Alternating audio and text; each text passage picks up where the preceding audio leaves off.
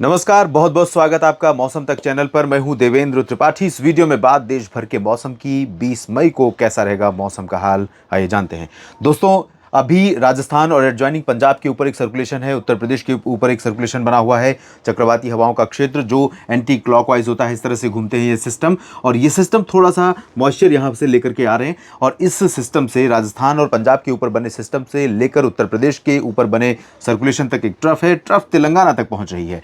इसके अलावा WD आगे निकल रहा है और बंगाल की खाड़ी का मॉइस्चर अभी पूर्वोत्तर और पूर्वी भारत के भागों के साथ पूर्वी तटीय क्षेत्रों पर तमाम जगहों पर पहुंच रहा है।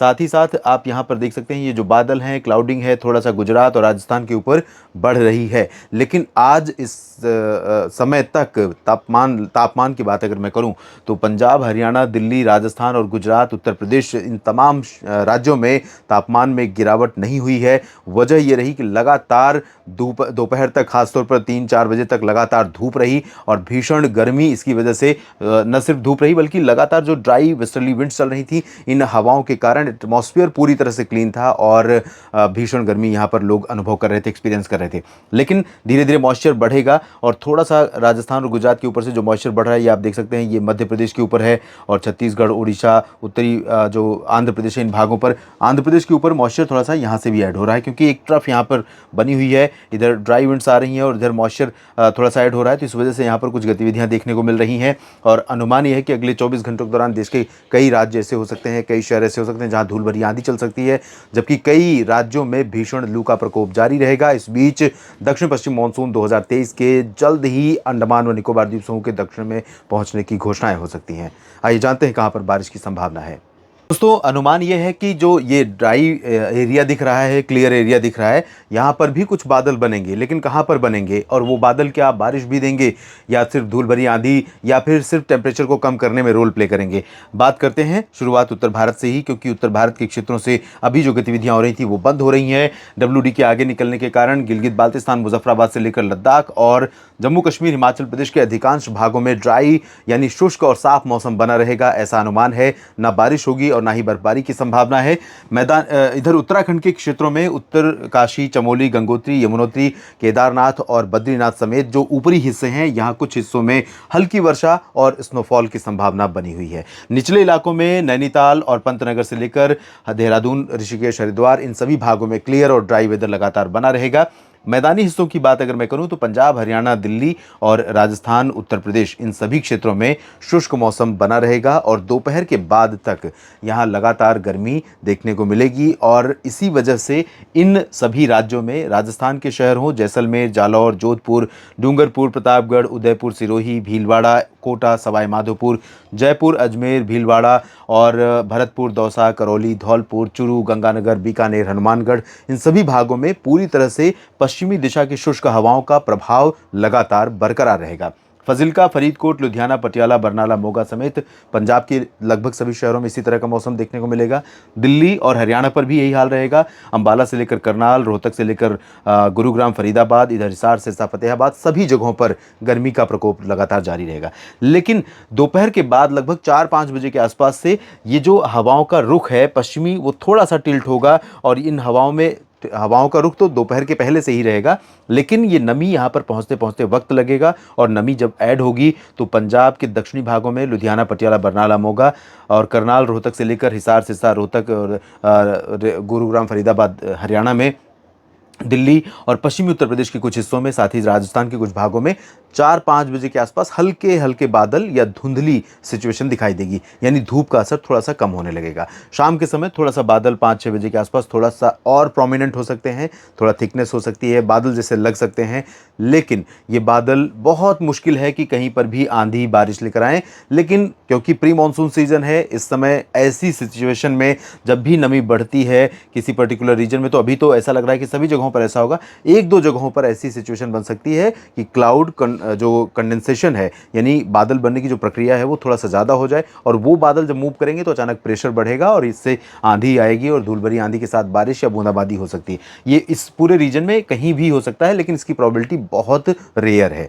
और पूर्वी उत्तर प्रदेश की बात करूं तो यहाँ पर भी लखनऊ और अयोध्या, प्रयागराज तक बादल पहुँच सकते हैं, कानपुर नगर, कानपुर देहात तक बादल पहुँच सकते हैं, झांसी, ललितपुर में भी इस तरह की संभावना बन सकती है। लेकिन दोपहर के बाद उससे पहले 44-45 डिग्री का तापमान लगातार आपको झुलसाने, परेशान करने के लिए यहाँ पर तैयार रहेगा। उत्तर पूर्वी उत्तर प्रदेश के क्षेत्रों में भी गर्मी रहेगी, यहाँ पर बादल नहीं पहुँचेंगे। बिहार, झारखंड, पश्चिम बंगाल में लगभग सभी जगहों पर ड्राई वेदर रहेगा।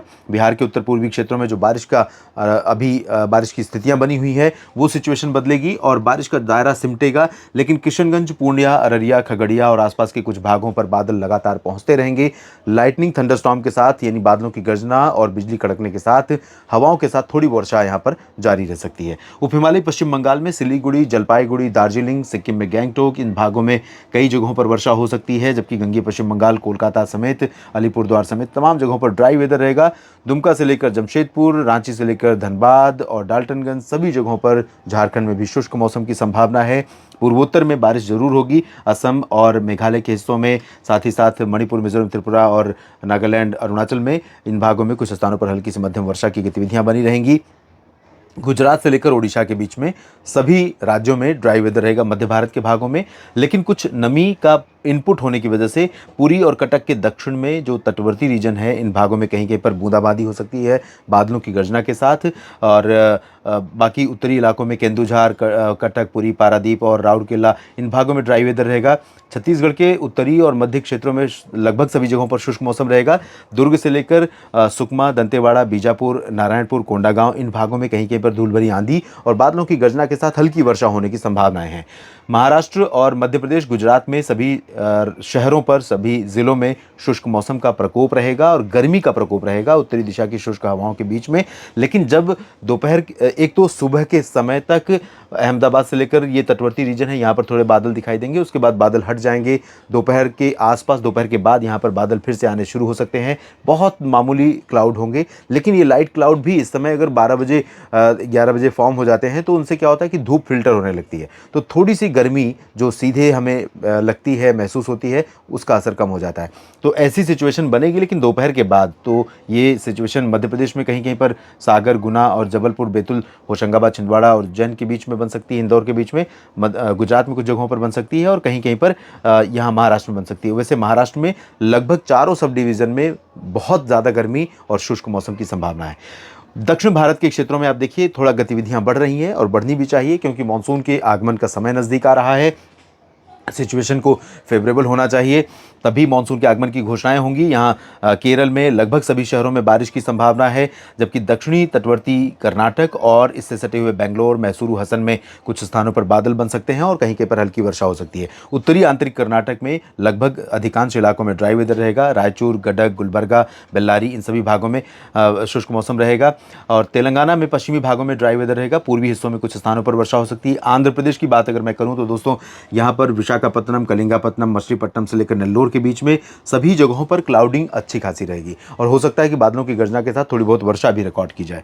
और इसी तरह की संभावना अनंतपुर, चित्तूर और आसपास के इलाकों में जो इंटीरियर पोर्शन है रायलसीमा का, यहाँ पर भी हो सकती है। सेलम और तिरुचिरापल्ली, मदुरई, कोयम्बटूर, वेल्लोर, इन भागों में भी कुछ स्थानों पर तमिलनाडु में वर्षा होने की संभावनाएं दिखाई दे रही हैं। लक्षद्वीप में कुछ स्थानों पर वर्षा होगी और इधर अंडमान व निकोबार द्वीप समूह के दक्षिणी भागों में बारिश होगी और यही वो रीजन है जहां पर अनुमान है कि 20 मई को मेट डिपार्टमेंट, मौसम विज्ञान विभाग देश का मानसून के आगमन की, मानसून के दस्तक देने की घोषणाएं कर सकता है।